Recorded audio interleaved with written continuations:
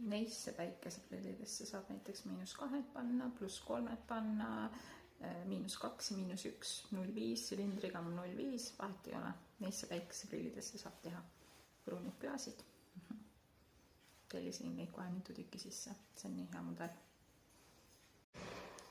Täpselt samal kulguga järgmistesse saab ka siia teha. Ja veel ilusamad. Ja saab ka sellisena värvi panna, nii nagu siin on, ülevalt on tugedam pruun ja all on heledam. Saab teha -2, saab teha +3, saab küll teha.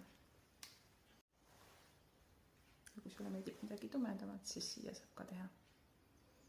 Ja neid klaase saab ka peeglina.